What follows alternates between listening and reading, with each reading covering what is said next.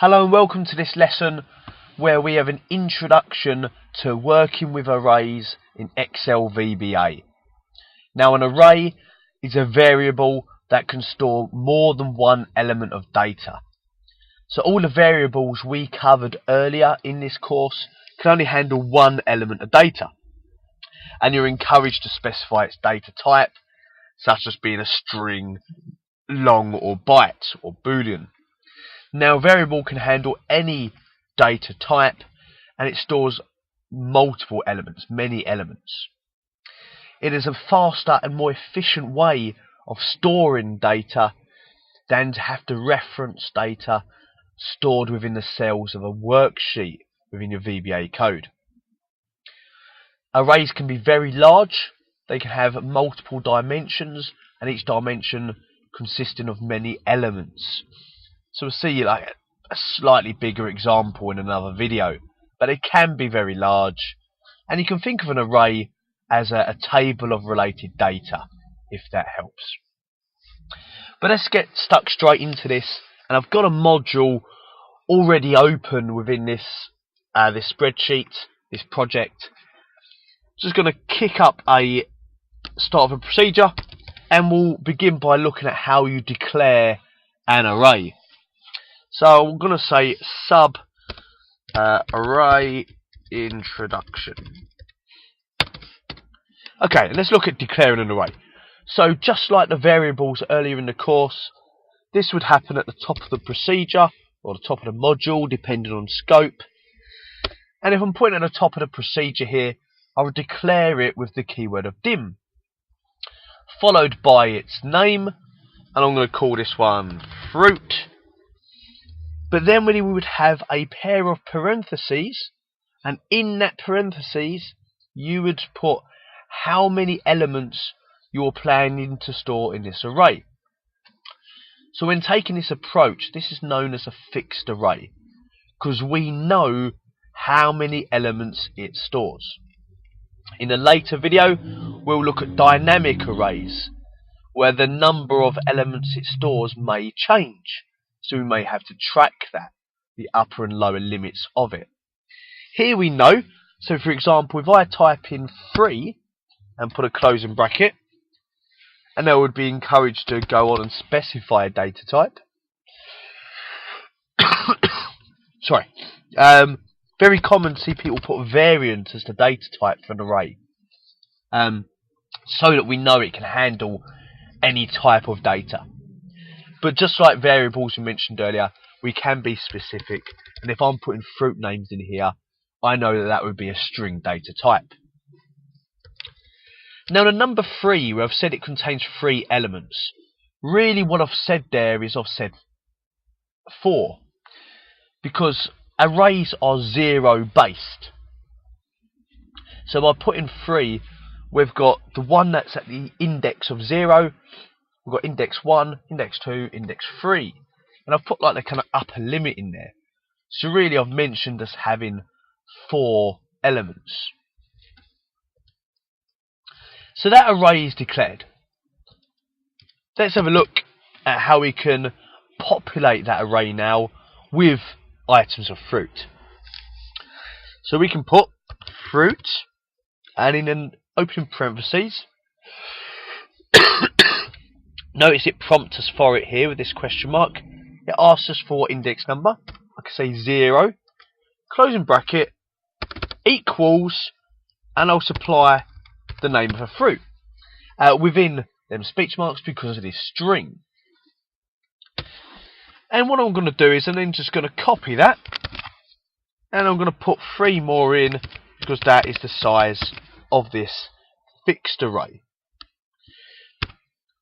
So the only real difference here between variables we have used earlier, apart from the fact that it has multiple variables here, is the fact that we have to use these parentheses and specify the index, so the element that where we want to store this bit of information.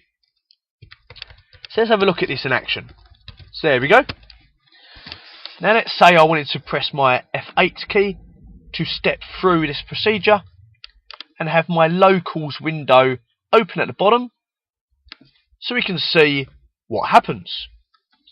So as the declaration occurs, if I expand fruit, I can see 4 string variables. I can also see the string says 0 to 3. So as I go through, it populates each one.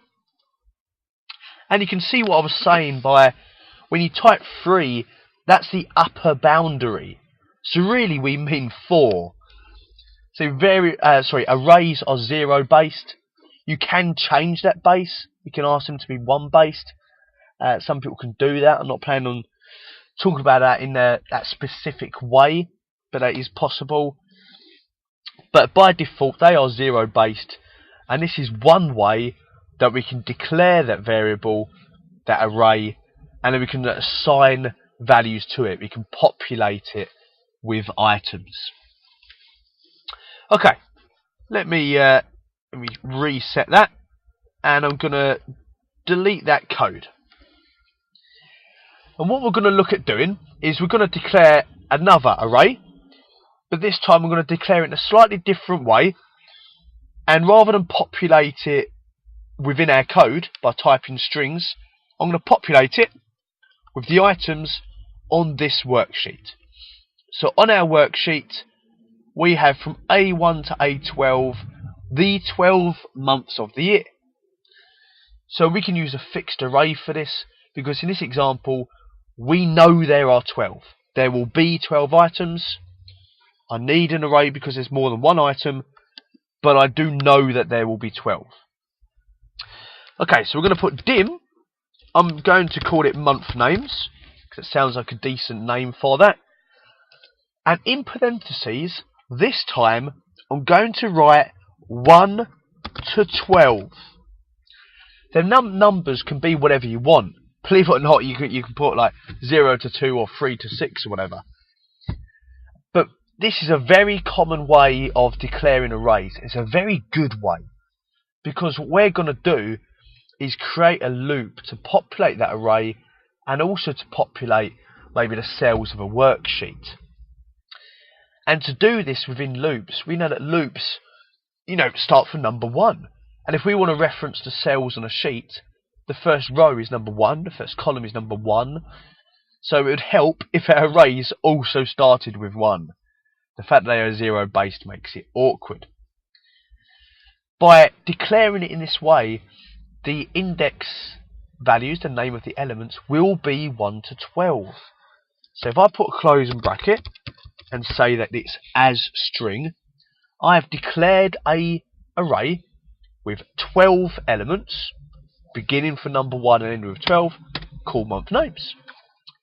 So if I now wanted to populate that with the items from this spreadsheet, I could start up a loop, and I'm going to go for a for loop, because I have a predetermined number of times to run this now. Oh, actually, before I do that, I should declare a variable to track this. I'll put dim I, and I'll say for I equals 1 to 12. Next I.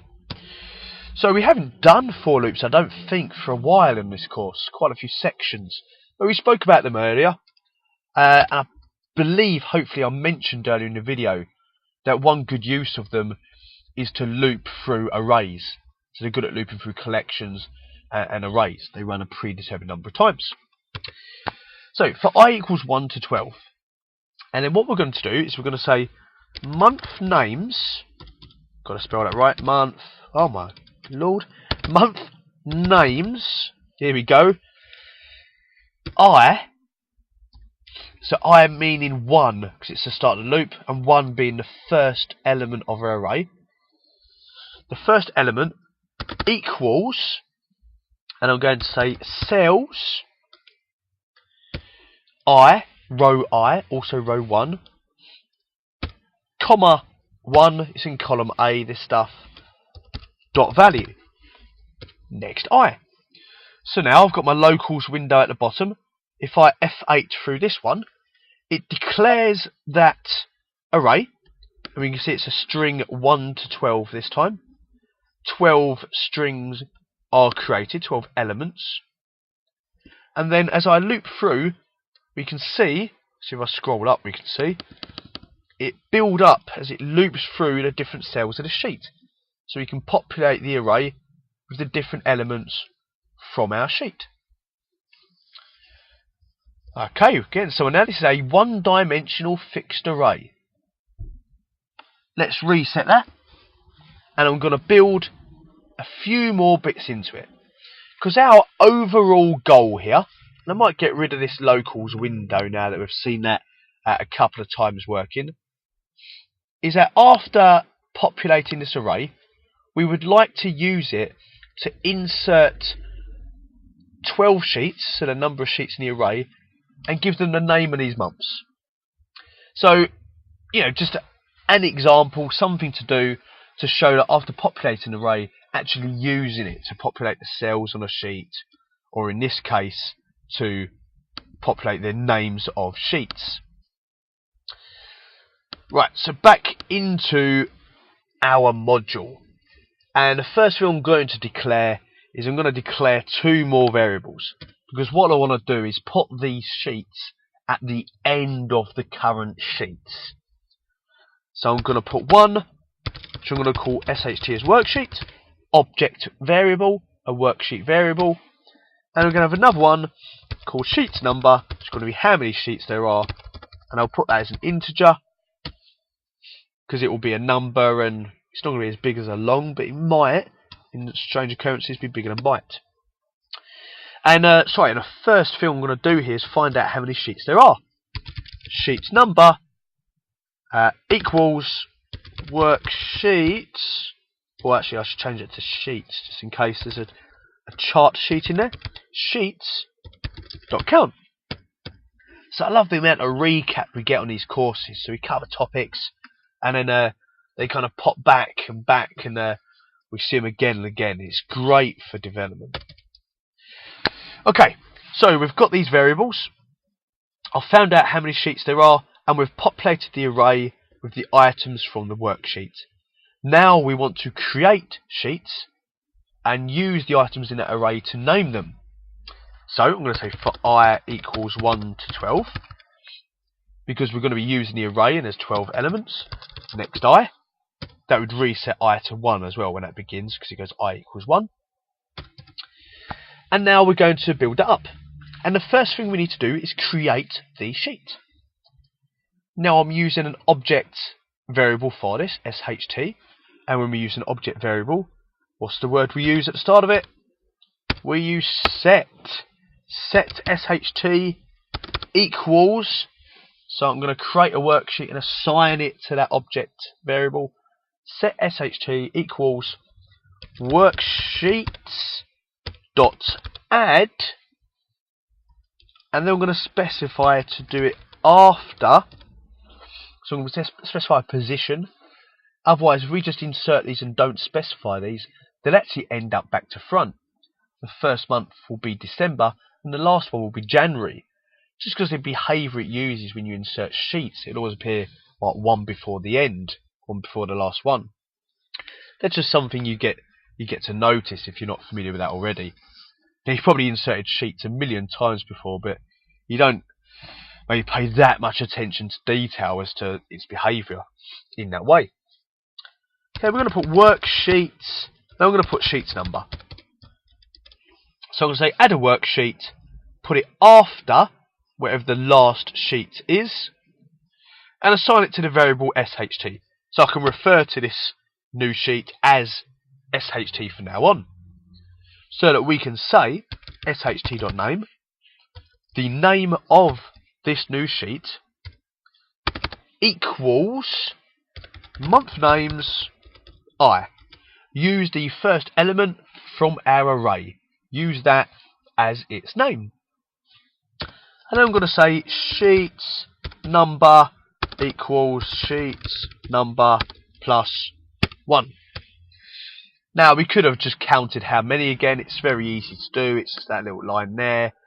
But I've got a little incrementer. So if I've added a sheet, I want to now say, look, there's one more than there was when you initially counted it.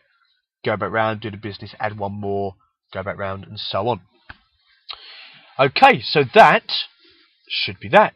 If I pop back to the spreadsheet, there are the standard 3 lovely little sheets in Excel 2010 there at the moment.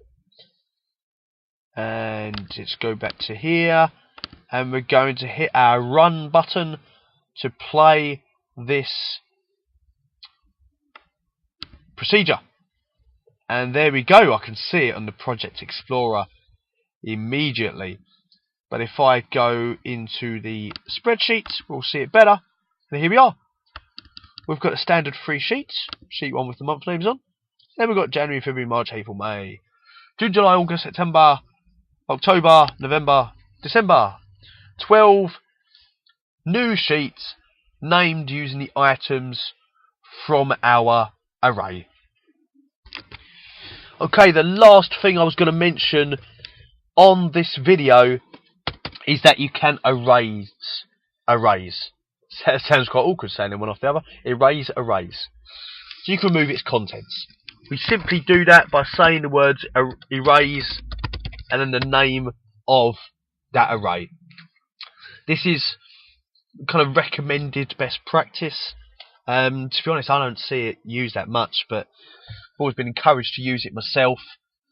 But it's good to know as well, because you may have a need to erase the contents of that array so you can build it with something else at a later time, maybe reusing an array or something like that.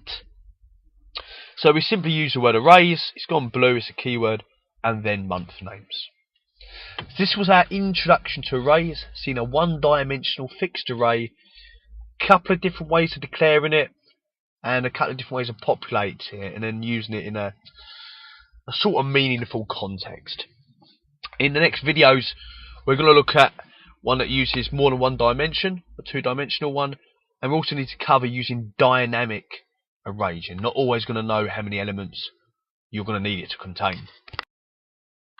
Hello and welcome to this lesson where we have a look at creating a two-dimensional fixed array. So arrays can handle more than one dimension. I believe I'm right in saying they can handle as many as 60 dimensions. So they can handle an awful lot. We're just going to go for the 2 here, but it's a good expansion on our previous video. And you can see on my spreadsheet at the moment that I have the list of month names like the previous video, but I've also got these, what I'm pretending to be expenses, but I've got these values, these currency values. And I want to store all of that information in an array. So I have more than one column here, or kind of more than one dimension.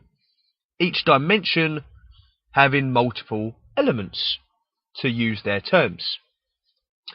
Now if I switch to the Visual Basic Editor with our Alt and F11 there, I've created this sub-procedure already called monthly expenses, and I've just copied and pasted across the for loop from the previous lesson. It's exactly as it was in the previous lesson, where it creates worksheets and uses like the name of the array index number, which doesn't exist in this procedure at the moment, but I've just pasted it along for us to have a look at afterwards. But before we get to that, let's move that down a bit. We're going to look at how to create a two-dimensional array. And this array is going to handle string values, because the first column is names and months, they're string. But in the second dimension, or the second column, we have currency values. So we've got a little bit of a difference here. This array is handling both. So what I'm going to do is I'm going to say dim, and I'm going to call it monthly expenses. And then I'm going to put an opening bracket, and I'm going to say 1 to 12. So this is the first dimension, that's the months. There are 12 of them, it's fixed, 1 to 12, comma, and in the next dimension, which is 1 to 2. There's 12 there. It's 2 columns wide. There's 1 for the months, 1 for the currencies. It's 12 high, 2 wide. That's what I'm saying there. Closing bracket, and I'm going to put as variant. So here I've declared a fixed two-dimensional array. 12 rows high, 2 columns wide. I keep saying rows, columns, that's not really what it means. But it is 12 in height and 2 wide in this two-dimensional idea. Okay, I'm going to declare 2 other variables at this point. I'm going to declare a variable which I'm going to call row num, and I'm going to make a byte, and I'm going to declare another one called col num, which I'm also going to make a byte. And what I'm going to use these for is for when we populate this array, I'm going to use these for the loops for this and for this. So that's what I'm going to use them for. And I've referred to them as row and column because when I start accessing them from the sheet, in my head it makes it easier for me to keep track of what I'm doing when working with larger arrays. You can obviously use whatever variable names you want, as we know from what we've been doing throughout this course, really. And what we need to look at doing now is populating this two-dimensional array. And it's not a great deal different to what we've done in that previous lesson. The major difference is that we're going to have this interior-exterior loop. Because we've got to loop through every single month, but we're going to have to loop through that row, if you will, because we've got 2 different elements for each month. We've got its name and its currency, its expense. So I'm going to say for row num equals 1 to 12. Next row num. So just like I did in the previous video with I, we can actually see down below with I there. And inside that I'm going to say for col num equals 1 to 2. Next col num. And in the middle there, so we've got this interior-exterior loop. It's going to loop 12 times, and for each 12, it's going to loop 2 times to populate this full array. In the middle there, we've got to do the population. So I'm going to see monthly expenses, the name of this array, row num, comma col num, so the first element of its height and the kind of first element of its width, closing bracket, so 1 comma 1 in this first example, 1 comma 2 in the second example, and then 2 comma 1, 2 comma 2, 3 comma 1, 3 comma 2, and so on as it moves across and also down. It equals cells row num col num. Now obviously bear in mind that you can access data from any cell on a spreadsheet, or it may be from a form control or a message box or an input box. I know an easy solution may be using the cells object because our index is exactly the same, but it helps us get to grips with what these arrays are doing. That's my why I'm doing this. Now what I want to do really is I'm going to actually just comment this stuff out temporarily. I'm going to come back on that, and I want to just demonstrate this, building this array first. I want to put in the locals window so we can track it, make that a bit bigger, and then we're going to use the F8 key, maybe not that big, the F8 key to move through this. So here we can see the row num col num entries. And if I expand this array, here we go. Got 12 elements down, 2 elements across. If I press my plus sign here, and maybe let's do this one as well. Here we go. 1 comma 1, 1 comma 2, 2 comma 1, 2 comma 2. And as I F8 through, we can see it building this up. In goes January, loops for around this interior loop. In goes its expense. Back round, now we're into 2.1, and we can see it as it moves through populating this array. We can also see over here that we've got string currency data types, or they've been stored as a variant because of what I told it to do. And that is us building a two-dimensional array. You can have more, they can be larger, but that is our two-dimensional array. Now I'm going to close that locals window, reset that, and get rid of these comments. And the idea here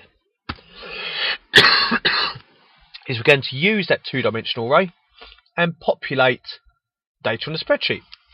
So I've got this loop from earlier with our simple one-dimensional array. Then I do need to change this to row num. So for row num 1 to 12, next row num, can you create 12 sheets essentially? So that I will have to be row num. And I don't actually have a sheets number at the moment or an SHT. So I should look at bringing them in here. Dim SHT as worksheet. Dim sheets number. Did I say sheets number or sheet? Sheets. As integer. And let's count how many sheets. Sheets number equals worksheets, or sheets I should say, dot count. Okay. Now the major difference here is obviously I've had to refer to row num, but I've also got information in the second element as well. So here I'm going to say that it's going to be row num, and I'm going to put comma 1, and that's called monthly expenses. Hope we're keeping track of this. I realise that I'm making quite a few changes here now. Here you go, monthly expenses. So we've got row num, comma 1. First one, first column. And then maybe, while we're in there, we're going to, in cell A1, populate it for a simple example with the contents of monthly expenses, row num, comma 2. That second element of it. Look at this lovely message box they give you. This local monthly expenses, 1 to 12, 1 to 2, as they let us know variant data types. Brilliant. We can have that, put in the value that you find within there. So the 1 and the 2 are static, but the row number will loop. That should put the relevant value within each cell. So, if I was to play this procedure, and then go and have a look at what we've got on our sheet. Let's try that again. I pressed the wrong one. Here we go. Just the one sheet in this book there was. As I look through, January's got the value in cell A1 and it's called January. February has that value in cell A1 and it's called February. And so on and so forth. It's not a mind-blowing example of why you would use an array there. But we've seen how we can declare a two-dimensional array, populate it, but then also reference it, also use it in some meaningful way, pick out the data that we need at that time, and write it to a cell or write it to a sheet name, or whatever it is we need to do, test it in an if statement, and so on. In our next video, the last one of this array section, we're going to look at dynamic arrays. Hello and welcome to this lesson where we have a look at using dynamic arrays in Excel VBA. So we've had a look at using some fixed arrays. We've seen a one and multi-dimensional array so far. We're now going to look at a dynamic array. So the idea is that we do not know the size of the array at the moment of declaration. So it will need to be redimensioned during the course of the macro or the procedure. And this could happen multiple times, potentially, which makes it dynamic. So I'm just going to begin by creating a procedure here. So I'm going to say sub dynamic arrays, no spaces in names, and declare a dynamic array, which I'm going to call sheets names, because our purpose is to store the number of sheets in a workbook. And this sheet at the moment, you can see in the Project Explorer here, has 4 sheets. But the idea being that I would not know that. I don't know at the moment this procedure is run how many sheets there are. Okay, so we're going to say dim sheet names, and then I'm just going to put the 2 parentheses after it, followed by the data type it is storing, which being sheet names is going to be a string. So the difference now against what we were doing earlier is that I have not specified the size of the array within these parentheses. However, by putting them parentheses, I have created an array variable. So dim sheet names and just the 2 brackets there, the 2 parentheses with no fixed dimension. And then what I'm going to do is declare another variable called I. Dim I as bytes. So like we've been doing in the previous tutorials, this I will be a counter through a loop when we look at populating this dynamic an array. So let's look at doing that. So we now want to specify the size of the array. So I didn't know how many at the moment of declaration, but I can find out how many now. And we're going to do that by counting how many sheets. So I'm going to put the words redim, short for redimension. This means that we can resize our array, and we can do it more than once throughout the course of a procedure. So I can say redim sheet names, opening parentheses, and I can say 1, 2 sheets.count. So by using something we've done a lot during this course, sheets.count there, we can count how many sheets, and we can use that as the size of our array. 1, 2, however many sheets there are, in this case 4. And then we can look at populating that array. So one way I could do this right now is I could write for I equals 1 to sheets.count. I know that will work. I know that I want to go from 1 to however many sheets there are. I can use sheets, sorry, another mistype there, sheets.count to figure that out. And I can use next I, or just next, and in the middle there populate this for loop, fill in the action area here to populate that array. So for example, we could have sheet names, opening bracket I, so the first index for the sheet names array, equals sheets I dot name. So equals the name of the sheet.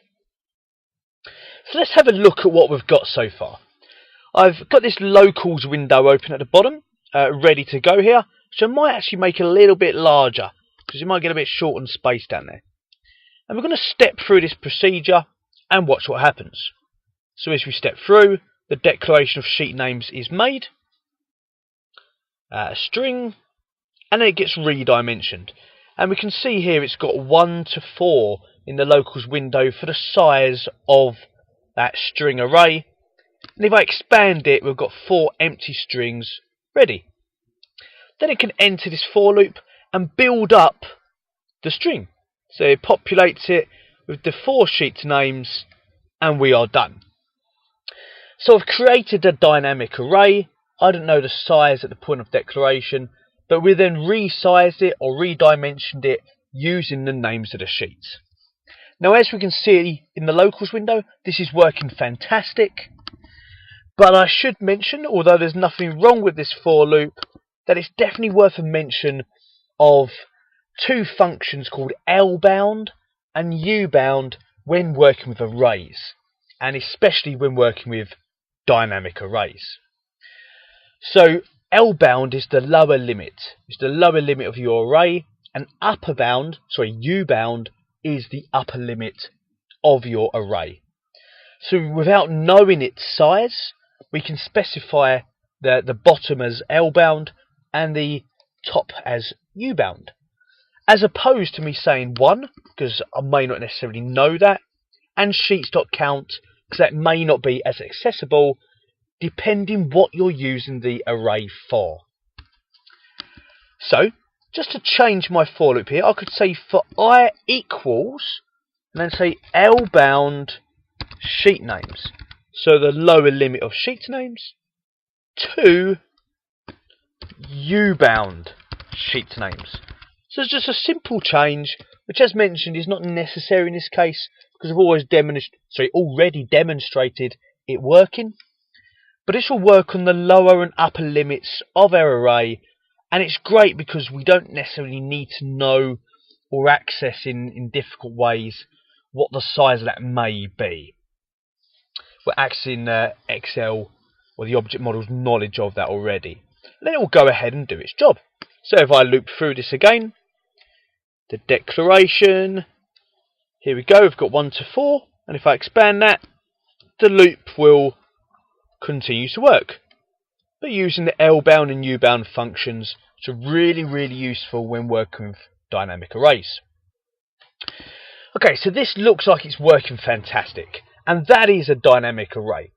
But let's look at the idea that we may need to resize it again.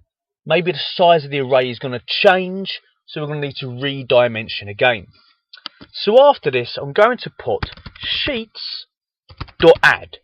I'm going to imagine that as part of this procedure, there has become a need to change the number of sheets. And I'm adding a new sheet. So I'm also going to go as far as specifying will be at the end. And say after sheets. What am I doing? Sheets.count.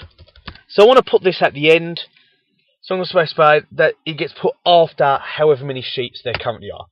So that line there will add a new sheet. And now we need to resize or redimension our array, because there's one more than what there was a moment ago. Now one approach to that is that we could say redim, and I now can just say sheet names 1 to sheets.count. Now I could do that. There's nothing wrong with that. That'll work absolutely fine. It's exactly the same as I have above. I'm going to completely resize it, and this bit will notice that there will be a 5th sheet by that point. Now let's have a look at that first of all. Let's step through this code. I want to see each bit of this before we enhance on it. So we're populating that again, and then there is the addition of the new sheet. And then it gets, and you can see the new sheet in the top left here in the Project Explorer. And then it gets redimensioned, and it now knows it's 1 to 5. Now notice when that gets redimensioned, that if I expand my array, it gets cleared. Now that in a lot of cases is a good thing. You may want that. But it's worth stressing that is what happens. When you redimension an array, the existing values are cleared. So you have to repopulate it all over again, and we can do that using its exact for structure that we have earlier in this procedure. That will work an absolute dream. However, we're going to look at doing something different. What we're going to do is I'm going to take this stuff out, and I know that the line that adds a new sheet only adds 1 sheet. So I know that the size of it is only increased by 1. And I want to imagine that I also want to preserve the values that are already there. And the name has just kind of rolled off the tongue there. We're going to use the word preserve. Using the word preserve after our redim will preserve the existing values. So I'll keep the current 5 sheet names as it is now. And when the 6th sheet is added, that's the only one that I'll need to repopulate. So I'm going to say redim preserve, and then I'll say sheet names, opening bracket, and I'm going to say it's 1 to U bound sheet names plus 1. Now, hopefully that has made some sense. But what I've done is I've resized the array using the preserve keyword here to ensure that I do not lose its existing values, the current 5 sheet names. And for the size, I put from 1 to, what I've done is I've figured out what the current size of the sheet names array is, and I've added 1 on top because I know that only 1 sheet is added for this line of code. So that then, when I want to populate that, I can say sheet names, U-bound sheet names, do I have that right? I think I do. Equals, then I'm going to put sheets.count.name. Okay, I think I have that. So we've got the array sheet names, the uppermost of it. So rather than me keep track of however many there are at this point, and there will be 6 when this runs, but however many there are, the uppermost limit. So that's a bit like earlier on the index of I, but this time it's not so easy, so I'm finding it out. And I'm assigning the name of the last sheet. Because I know the new sheet's been put at the end, I'm assigning that to it. So sheets, whatever last sheet is, .name. So let's start stepping through this again. So the first bit we know, it will redimension, and there are 5 sheets now. Which if I expand, we'll then go into this loop to populate each of the 5 sheets' names. It then goes to add a new sheet, and we've got 6 sheets now. It will resize or redimension the array, and we can see in the locals window it changed from 1 to 6. So now 1 to 6 in our array. And if I expand that, we can see that it's preserved the existing values. So we've got sheet 1 down to 5 there, and then an empty string at the bottom. So that's the only one that hasn't been populated, which hopefully our next line will do. So then that next line populates at last 1. So we've resized the array, this dynamic array, preserving existing values, and then just like populated the, at this point, unpopulated ones, if that makes sense. So that has been us looking at dynamic arrays. I hope that all made complete sense. That's our last video on arrays on this course. You can have multiple dimensional dynamic arrays, but this is for us to experiment yourself really as you kind of go out there, or we'll be going on for forever at this stuff. But some very important concepts come out of this video: the L-bound and U-bound functions, redimensioning arrays, and preserve.